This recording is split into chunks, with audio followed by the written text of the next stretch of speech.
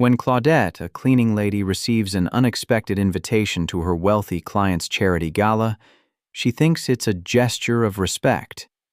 But the black tie event has a different purpose, one that will put her on stage in front of hundreds, turning her into something she never agreed to be.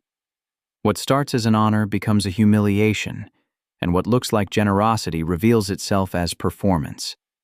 But Claudette's quiet decision in the aftermath will shift the power in ways no one saw coming. Welcome back, everyone. Before we begin, I hope this story finds you with an open heart and a clear mind. May you always recognize your worth, no matter who tries to define it for you. If you're enjoying these stories, please take a moment to like this video, subscribe to the channel, and drop a comment telling us where you're watching from. We love hearing from you all around the world. Now let's dive into a story about dignity, power, and what happens when someone finally decides they're done being invisible. The envelope sat on the marble counter between them. Claudette didn't reach for it. Her hand stayed in the yellow rubber gloves, one still holding the cloth she'd been using on the glass.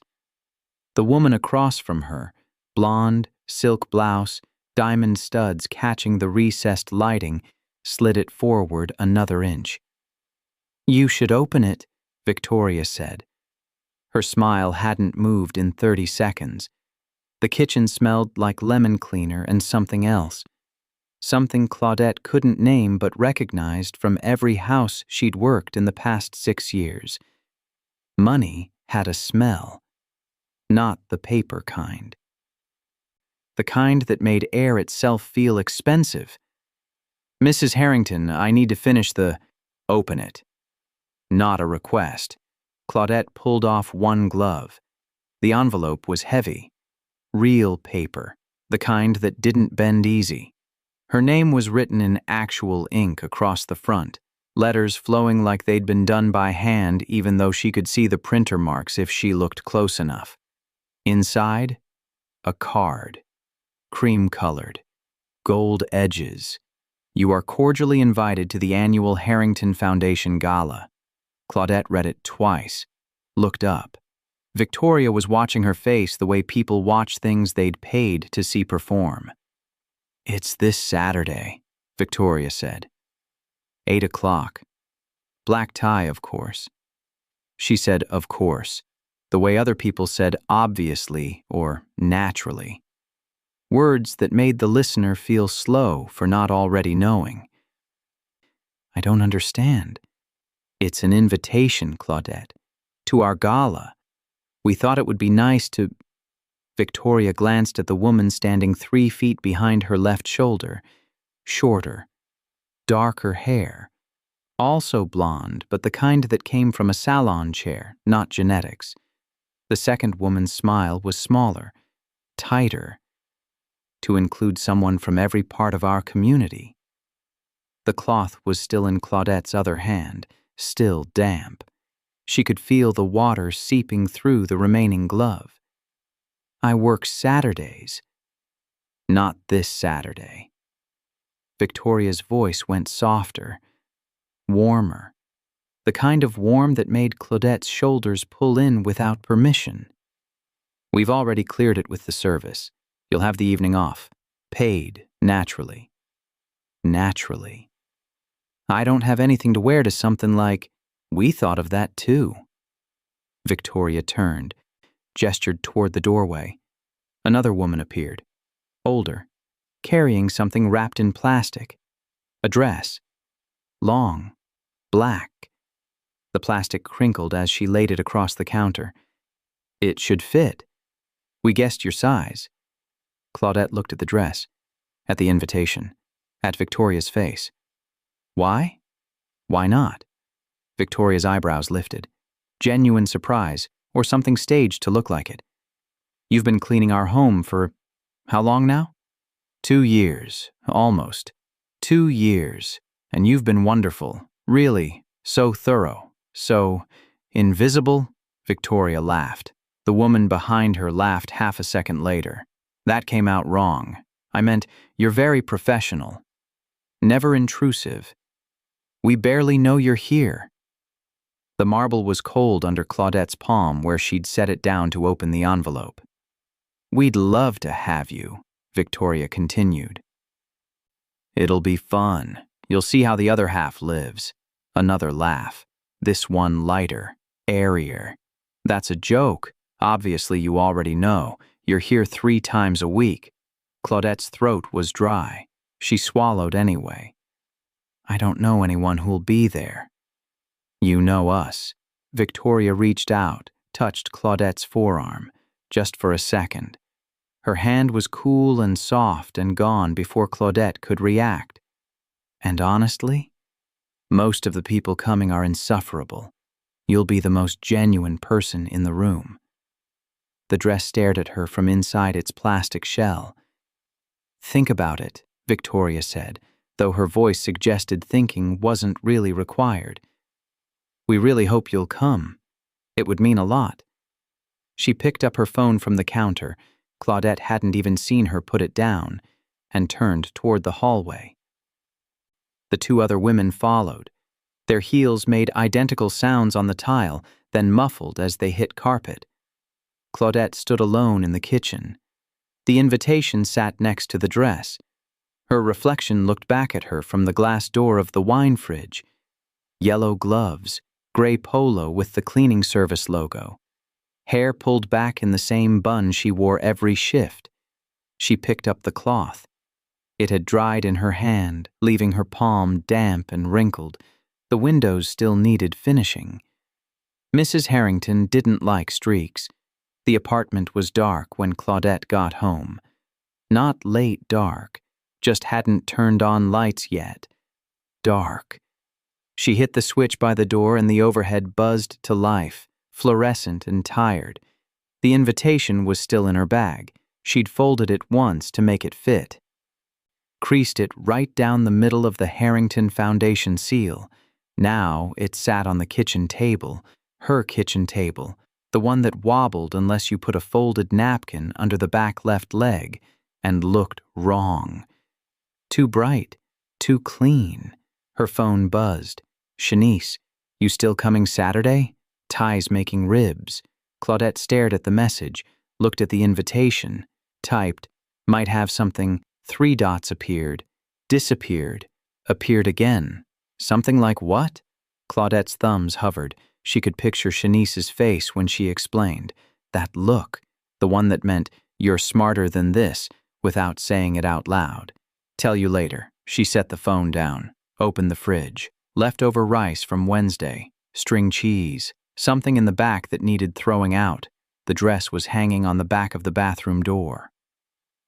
She'd brought it up without really deciding to, just carried it in with her bag and the groceries, and by the time she noticed it was already there, plastic crinkling every time the door moved. She ate the rice cold, standing at the counter. The invitation stared at her. "You'll be the most genuine person in the room." Claudette had heard words like that before. Genuine, authentic, real. They always came from people who'd never had to be anything else. She threw the rice container away half-finished and went to shower. The water took 2 minutes to get hot. It always did. She stood under it anyway, letting it run cold down her back, and tried to picture herself in that dress. In that room. Holding a glass of something she couldn't pronounce while people who barely knew she existed smiled at her like she was supposed to smile back. She turned the water hotter, hot enough to hurt. When she got out, the dress was still there. Saturday came the way Saturdays always came. Too early, too bright. Claudette stood in front of the bathroom mirror. The dress fit. Of course it fit. They'd guessed her size and they'd guessed right, and somehow that felt worse than if it had been wrong. The fabric was heavier than she'd expected, moved different, made her stand different. She looked like someone going to a funeral. Her phone buzzed. Shanice again. "Where you at?" "Ty's asking." Claudette typed, "Can't make it. Sorry. Everything okay?" "Yeah. Just something came up." The dots appeared, stayed there, disappeared without a message. Claudette turned back to the mirror. The woman looking back at her wasn't someone she recognized. Hair down, because the bun felt wrong with the dress. Makeup. Because showing up without any felt like proving something she didn't want to prove. Shoes she'd bought yesterday at the discount place on Fletcher Street, black and simple and already rubbing her heel wrong. The invitation said 8 o'clock. It was 7:15. She grabbed her coat, the good one, the one she saved for church, and left before she could change her mind. The Harrington estate sat behind gates that opened without her touching them. Claudette slowed her car. An older Honda, reliable but honest about what it was. The gate arm lifted as she approached. Someone must have put her license plate in the system. The driveway curved. Trees on both sides, branches making shadows that moved across her windshield as she drove under them. Other cars were already parked along the circular drive, in the spaces marked by small lanterns that looked like they'd been burning for hours, even though the sun had just set. A man in a dark suit appeared at her window before she'd even put the car in park. She rolled it down. "Good evening?" He smiled. Professional. Practiced. "Are you here for the gala?" "Yes, I was invited." Something crossed his face.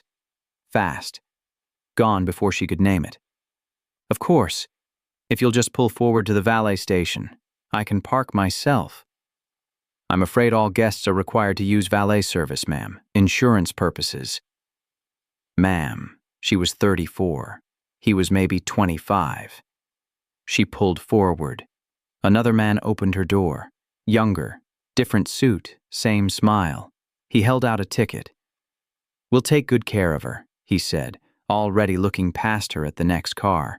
Claudette took the ticket, got out.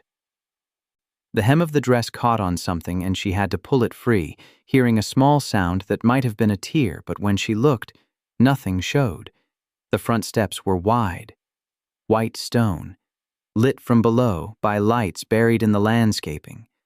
Other people were walking up, couples mostly, the women in dresses that moved like liquid, the men in tuxedos that fit the way clothes fit when they're made for your specific body. No one looked at her. No one looked away. She climbed the steps. The door was already open. Music spilled out, something classical and complicated. A woman just inside held a clipboard. "Good evening." "Name?" "Claudette Davis." The woman's finger traced down the list. Stopped.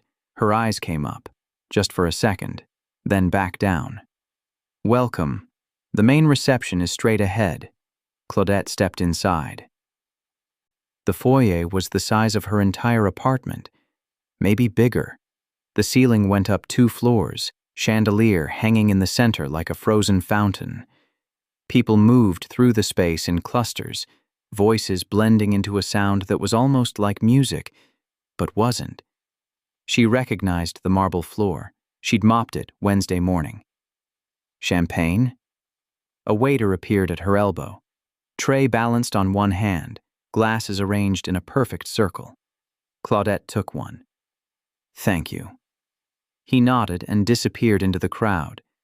The glass was cold, beaded with condensation. She took a sip. It tasted expensive. Or maybe it just tasted like champagne and she was tasting the price tag. "Claudette!" Victoria materialized from the crowd. Red dress, diamonds at her throat and wrists, hair swept up in something complicated that had probably taken an hour. "You came." She reached out, took both of Claudette's hands. The champagne tilted dangerously. "I'm so glad. You look beautiful. Doesn't she look beautiful?" This to the man beside her. Tall, silver hair, tuxedo that probably cost more than Claudette's car. "Lovely," he said, not looking at Claudette. "This is my husband, Richard." "Richard, this is Claudette. She's the one I was telling you about." Richard's eyes focused. He smiled, extended his hand. "Pleasure." Claudette shook it. His grip was firm, quick, already releasing before she'd fully gripped back. "I was just saying," Victoria continued, arms sliding through Richard's, "how wonderful it is to have you here. Real people. That's what these events need." Too many of the same faces, you know. She laughed. Richard didn't. Thank you for inviting me. Of course, we should mingle. But we'll catch up later, yes? There's someone I want you to meet? Victoria's eyes sparked. She'd be perfect for you to talk to. She does the most amazing work with underprivileged communities. They moved away before Claudette could respond. The champagne was half empty. She hadn't remembered drinking it. She moved toward the wall, not hiding, just creating space. A painting hung there, abstract, blues and grays swirling into something that might have been an ocean or might have been anything. A small placard below gave the artist's name and the year, 1987, before Claudette was born. First time, she turned. A man stood beside her, older, 60s maybe, tuxedo, kind eyes. That obvious? Only because I remember mine? He smiled. Lawrence Chen. I'd shake your hand, but he gestured at his own champagne glass, then at hers. It's Claudette. Claudette. Beautiful name. He looked at the painting. What do you think? Of the painting? Unless you'd rather discuss the canapes. She studied it. Really looked. I think it's trying too hard. Lawrence laughed, actually laughed. My wife bought it. Paid $40,000.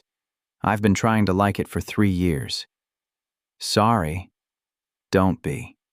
You're the first honest person I've talked to all night. He took a sip of champagne. What do you do, Claudette? The question sat between them. I work in service. What kind? Cleaning. He nodded. No reaction. No change in his expression. Honest work. It pays. More than honest, then. Essential. He turned back to the painting. My father cleaned offices. 30 years. Put 3 kids through college. He paused. I don't tell people that much anymore. Funny how that works. Claudette didn't know what to say. Didn't need to. Lawrence was already moving on. Well, enjoy the evening. And if you need an ally in this circus, I'm usually by the bar. He wandered off. Claudette finished her champagne.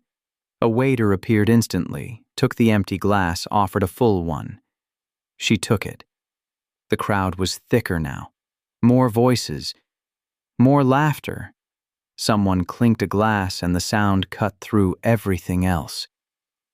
A woman's voice announced dinner would be served in the grand ballroom. People began moving. Claudette moved with them. Through double doors. Into a room that could have held 100 people easily, and probably did. Tables filled the space. Round. Covered in white cloth. Centerpieces of flowers Claudette didn't recognize. Place cards at each setting. She found hers. Table 12. Back corner. She sat. The chair was cushioned, comfortable. Around her, other people took their seats, a couple in their 50s. A younger woman, maybe 30, with red hair. A man who spent the first 5 minutes on his phone. Hi. The red-haired woman smiled. I'm Jennifer. Claudette. First gala? That obvious? Only because you're not pretending to look bored. Jennifer leaned closer. Secret. Everyone here is bored. They're just better at hiding it. The man across from them looked up from his phone. Some of us actually care about the foundation's work. Of course, David. Jennifer didn't look at him. I'm sure your attendance has nothing to do with the tax write-off. David's jaw tightened. He went back to his phone. Jennifer winked at Claudette. Dinner arrived in courses. Each one appeared the moment the last was cleared. Soup. Salad. Something with fish that Claudette couldn't name but tasted good. Beef. Dessert. Wine with each course, different colors, different glasses. Claudette ate. Listened. The conversation around the table drifted from topic to topic. Vacation homes, market trends, someone's daughter getting into Yale. She nodded when nodding seemed right, laughed when other people laughed. Jennifer asked her something about her work. Claudette answered vaguely. The man on her left, she'd already forgotten his name, started talking about his portfolio and didn't stop for 20 minutes. The plates were cleared. Coffee appeared. Speeches began.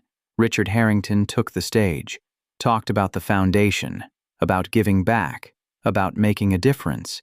His voice was smooth, practiced. He could have been selling insurance or salvation and used the same tone.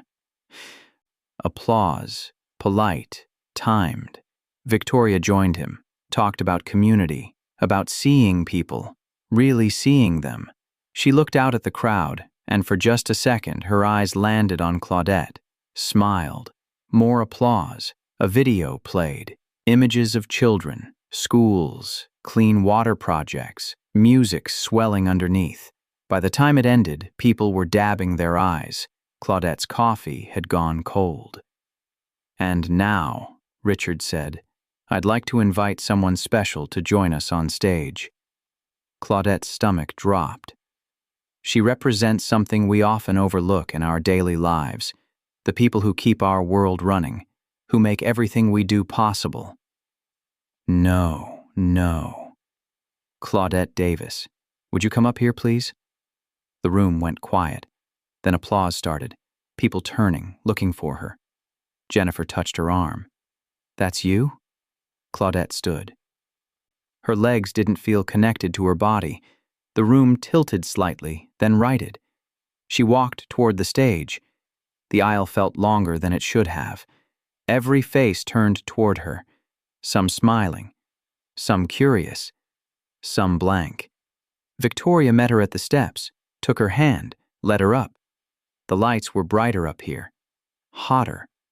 Claudette could see the whole room, every table, every face. "Claudette cleans our home," Victoria said into the microphone. Her voice echoed. "And she does it with such grace, such dignity. We wanted to honor that tonight, to show that we value everyone who contributes to our lives." Applause, louder now. Richard handed Claudette something. An envelope. Heavy. She could feel thickness inside it. "For your continued service," he said, voice warm. "And to help with anything you might need." The applause continued. Someone whistled. Claudette stood there, envelope in hand, Victoria's arm around her shoulders, Richard smiling beside them. A photographer appeared. "Look this way, please." Flash, flash, flash. "Beautiful," the photographer said. "Perfect." Victoria leaned close, whispered in Claudette's ear, "You can go sit now." Claudette walked back to her table. The applause followed her, faded, stopped. She sat.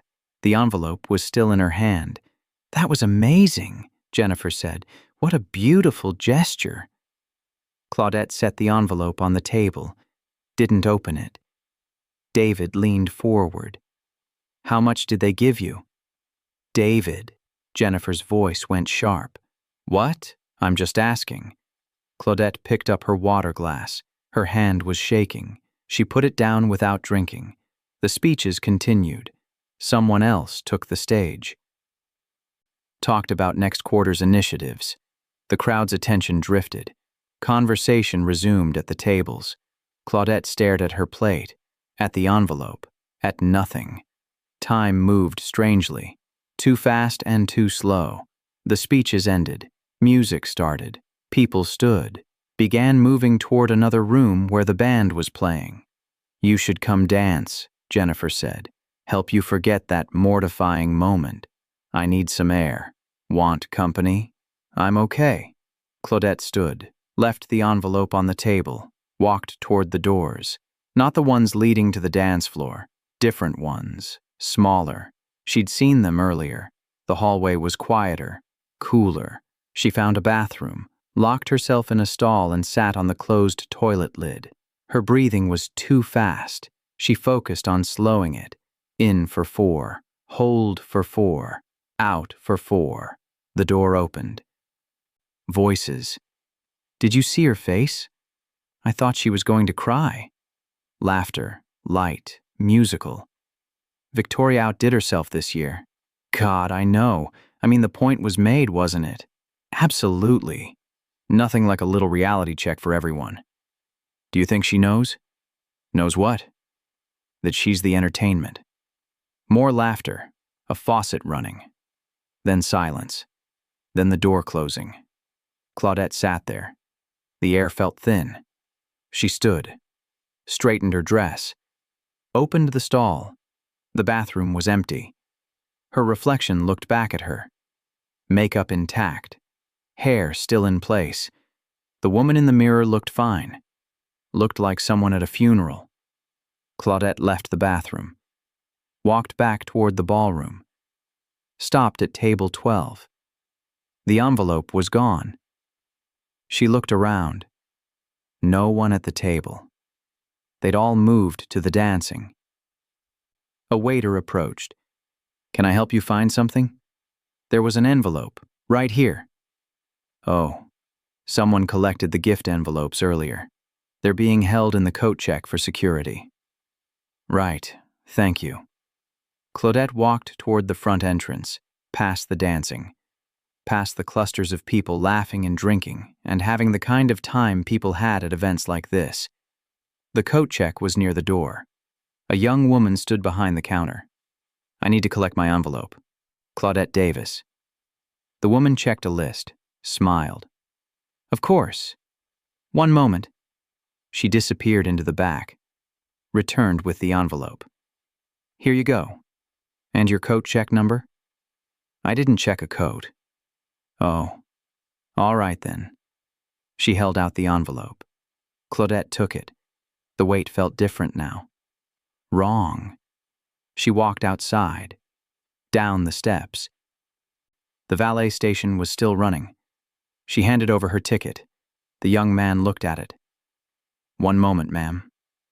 Her car appeared, different person driving it. He got out, held the door. Have a good evening. Claudette got in, started the engine, drove down the curved driveway, through the gates that opened automatically. She didn't open the envelope until she was home, sitting at her kitchen table, the one with the wobble. Inside, a check, $500 and a card. Thank you for being an inspiration. Signed by both Victoria and Richard. Claudette set it down, stared at it. Her phone buzzed. Shanice, you missed a good time. Ty's ribs were fire. Claudette didn't respond. She sat there, check on one side, card on the other. The dress still on because she hadn't had the energy to take it off yet. The kitchen light buzzed. It always did. She'd stopped hearing it years ago, but tonight, she heard it. She heard everything. Monday came. Claudette's alarm went off at 5:30. She hit snooze once, twice. On the third ring, she got up. Shower, coffee, the polo with the cleaning service logo, yellow gloves in her bag. The Honda started on the second try. The Harrington estate looked different in the morning, smaller somehow. The gates opened. She parked in the back where the service entrance was. Her key worked. It always did. She let herself in through the kitchen door. The space was exactly as she'd left it. Friday, counters clean, floors mopped, everything in its place. She set down her bag, pulled out the supplies, started with the upstairs bathrooms like she always did. The master bedroom door was open. She could hear voices inside, Victoria and Richard. She knocked. Come in. Victoria was at her vanity. Richard putting on his watch. Morning, Claudette said. Oh, Claudette. Victoria turned, smiled. I didn't know you'd be here today.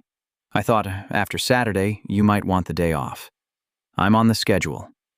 Right, of course. Victoria stood. The bathroom needs attention. And could you do the windows in Richard's study? The light's been terrible. Sure. Thank you. Claudette cleaned the bathroom, scrubbed the tub, wiped the mirrors, collected the towels. Victoria appeared in the doorway. I meant to tell you Saturday. You looked beautiful. Thank you. Did you enjoy yourself? Claudette sprayed the mirror, wiped it down. It was interesting. I'm so glad. Victoria leaned against the doorframe. Richard and I were talking. We'd love to make this a regular thing. Maybe quarterly? Include more people from the community. Really break down those barriers. That's nice. You'd come again, wouldn't you? Claudette looked at her, at the smile, at the way Victoria stood there like they were friends, like Saturday night had been anything other than what it was. I'm usually busy Saturdays. Oh, well, if you change your mind. Victoria left. Claudette finished the bathroom. The check was still in her bag. Uncashed. She'd looked at it every day since Saturday, hadn't decided what to do with it yet. She moved to the study. The windows were fingerprinted. She could see where Richard had touched them. Probably Saturday afternoon, looking out while getting ready. The glass cleaner smelled like lemons. It always did. She worked until noon. Victoria was in the kitchen when she came down. All finished? Yes. Ma'am, it looks wonderful. As always. Victoria opened her purse, pulled out cash, the usual amount plus an extra 20. For Saturday. Extra effort. Claudette took it. Thank you. See you Wednesday? Yes, ma'am. Claudette left through the kitchen door, got in her car, drove home. The check was still in her bag. She took it out, stared at it. $500. A month's rent. Groceries for 2 months. The car payment and insurance with money left over. She tore it in half, then in half again. Dropped the pieces in the trash. Her phone buzzed. The cleaning service. New client request. Saturday mornings. Estate in Riverside. Interested. Claudette typed, yes. She made dinner. Rice and beans. Watched TV without watching it. Went to bed early. Tuesday, Wednesday, Thursday. The same schedule. The same houses. The Harringtons on Monday, Wednesday, Friday. Victoria didn't mention the gala again. Neither did Claudette. The dress stayed in the back of her closet, still in the plastic. She meant to return it. Never did. Friday afternoon, Victoria stopped her in the hallway. I'm having people over tomorrow. Just a small thing. Lunch. Would you be available to help serve? I'm working the Riverside estate tomorrow. Oh. Victoria's smile faltered, just for a second. That's new? Started last week. I see. Well, another time, maybe. Maybe. Claudette finished her work, left at 3, drove to Shanice's. Ty was in the yard, working on his truck. He looked up when she pulled in. Look who remembers where we live. Shut up. Shanice came out, hugged her without asking what was wrong. That was the thing about Shanice. She always knew. They sat on the porch, drank sweet tea. Ty brought out sandwiches. You gonna tell me? Shanice asked. Claudette told her. All of it. The invitation, the dress, the stage, the bathroom, the check. Shanice didn't interrupt. When Claudette finished, she was quiet for a long moment. You tore up the check? Yeah. $500? Yeah. You're broke. Yeah. Shanice nodded, sipped her tea. Good. Ty laughed. That's it? Good. What else should I say? Shanice looked at Claudette. She did the right thing. Money like that got strings. Money is money, Ty said. Not always. Shanice set down her glass. Some money costs more than it pays. They sat there. The sun went down. Claudette stayed for dinner, left around 9. The apartment was dark when she got home. She didn't turn on the lights right away, just sat in the car. Looked up at her window. Her phone buzzed. Unknown number. Hi, Claudette. This is Jennifer from the gala. Got your number from Victoria. I run a non-profit. We need someone to manage our facilities. Interested? Claudette stared at the message. Typed. What's the pay? 45 Ks. Benefits. Weekends off. Claudette's cleaning service paid 28 K. No benefits. Every weekend booked. She typed. Can I think about it? Of course. No pressure. Coffee sometime this week? Sure. Claudette went inside, turned on the lights, made tea, sat at the wobbling table and thought about strings. The coffee shop was loud, not obnoxious. Loud, just alive, people talking, espresso machine hissing, music underneath it all. Jennifer was already there, different from the gala, jeans, sweater, hair in a ponytail. "Thanks for meeting me." She pushed a coffee across the table. "I got you a latte. Hope that's okay?" "It's fine, thank you." Jennifer smiled. "I'm not going to bullshit you. I know what happened at the gala. I heard the bathroom conversation." Claudette's hand stopped halfway to the coffee. "I was in the other stall," Jennifer continued, "and I was pissed, so I left. But I kept thinking about you, about how you handled it." "I didn't handle anything. I left." "Exactly. You didn't make a scene, didn't confront anyone, just left with your dignity." Jennifer leaned forward. "That takes strength most people don't have. Or it's just being a coward." "It's not." Jennifer's voice was firm. "Trust me, I've seen both." Claudette drank her coffee. It was good. Better than the stuff she made at home. "The job's real," Jennifer said. "We need someone organized, someone who knows how to work hard. Someone who won't fold when things get difficult." She paused. "Someone like you? You don't know me. I know enough, and I'm a good judge of character, usually." She smiled. "What do you say? Come see the office? Meet the team? No commitment." Claudette looked at her, at the genuine expression, at the lack of performance. "Okay. Yeah? Yeah." Jennifer grinned. "Great. How's Thursday?" "I work until 2. 3 o'clock? Works." They finished their coffee, talked about nothing important. Jennifer told a story about her dog. Claudette almost told one about her nephew. Didn't. Wasn't ready yet.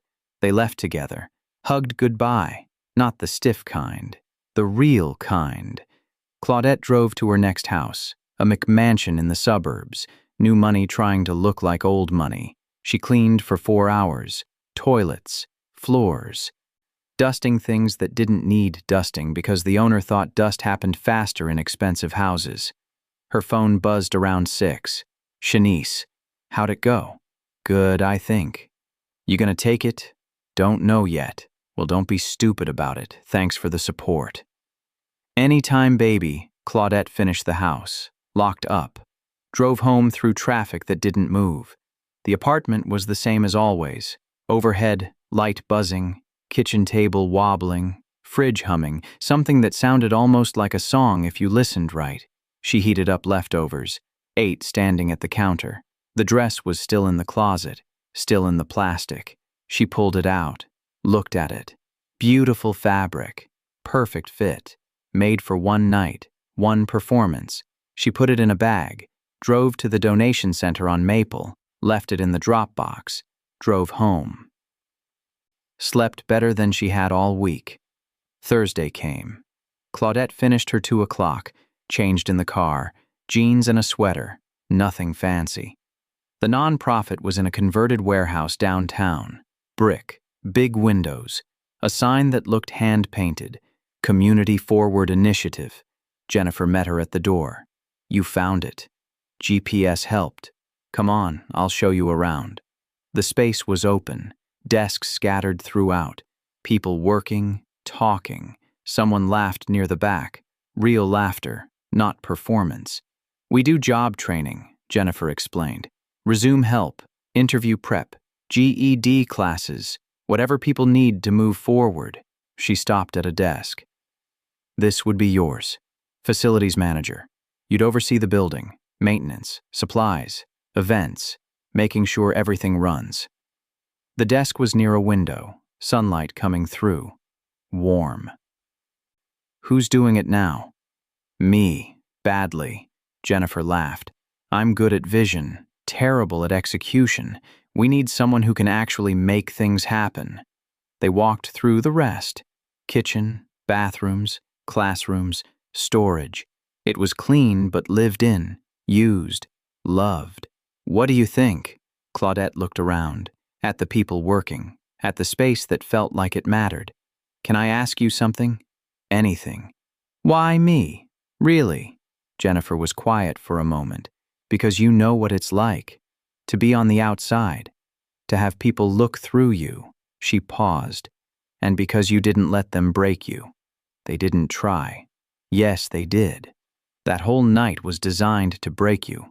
To put you in your place. And you didn't let it work. Jennifer met her eyes. That's who I want on my team.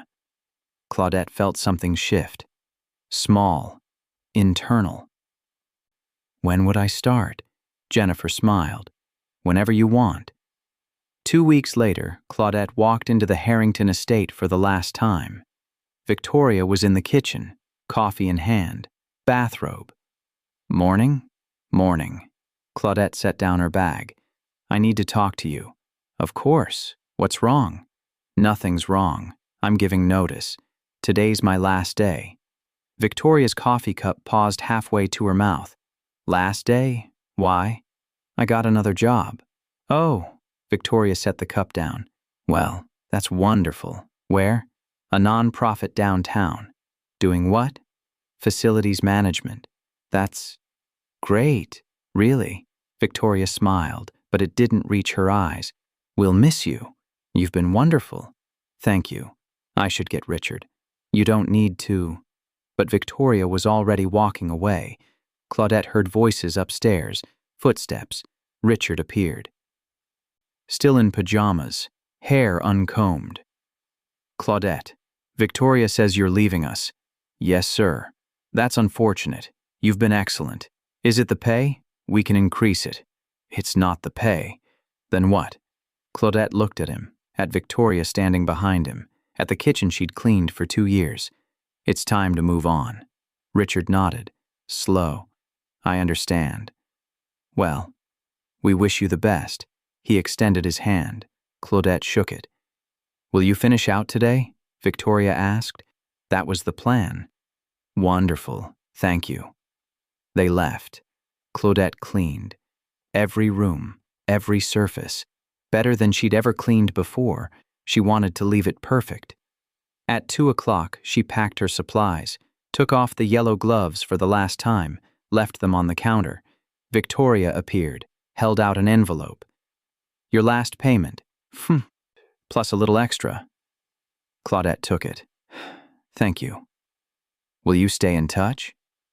Sure. They both knew it was a lie.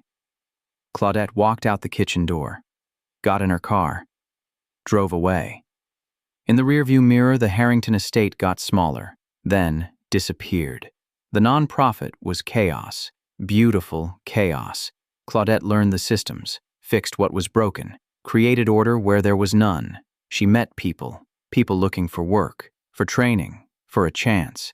People who'd been looked through their whole lives. She saw herself in them, and she made sure they were seen. Jennifer was right. She was good at this. Better than cleaning, better than being invisible. 3 months in, they had an open house. Donors, board members, people who wrote checks. Claudette wore jeans and a blazer. Her desk was organized. The building was clean. Everything was ready. A woman walked in. Blonde, diamonds, familiar. Victoria.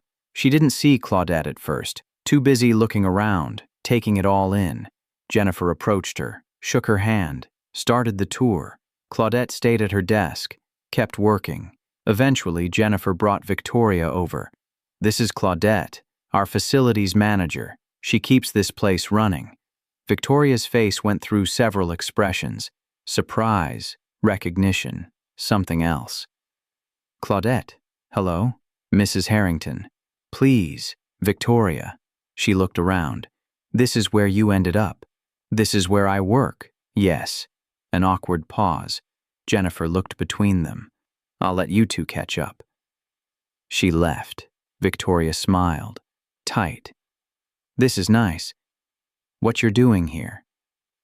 Thank you. I've been thinking about that night. The gala. I hope you didn't, we really did want to honor you. Claudette looked at her. At the woman who'd invited her to be entertainment, who'd put her on stage, who'd turned her into a story. I'm sure you did. We did. We really did. Victoria's voice was insistent now, needing belief. It came from a good place. I'm sure it did. Another pause. Longer. Well, Victoria said, I should finish the tour. It was good seeing you. You too. Victoria walked away, found Jennifer, continued the tour. Claudette went back to work, fixed a broken door handle, ordered more supplies, answered emails. At 6, Jennifer came by her desk. That was weird. Yeah, she wrote a check, big one. Good.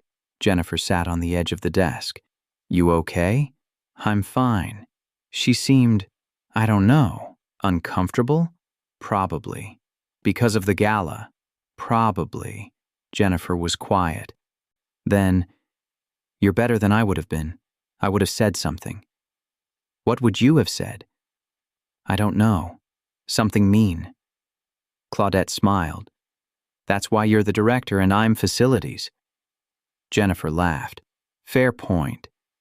They sat there, the building settling, everyone else gone for the day. You want to grab dinner? Jennifer asked. Can't. Family thing. Next time? Sure. Claudette locked up, drove to Shanice's. Ty was grilling. Shanice was on the porch. Her nephew was in the yard, playing with a dog that was bigger than he was. Look who made it, Ty called. Claudette got out. Her nephew ran over, crashed into her legs. Auntie. Hey, baby. She picked him up. He was getting too big for it. She did it anyway.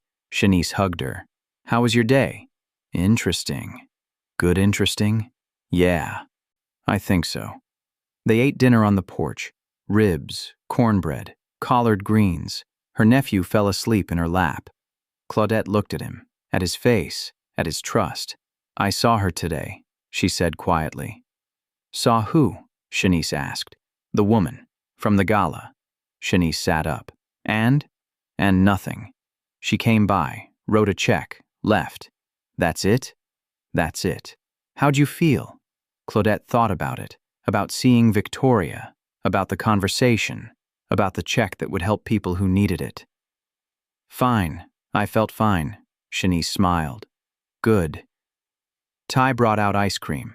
They ate it while the sun went down. Her nephew woke up, wanted to hear a story.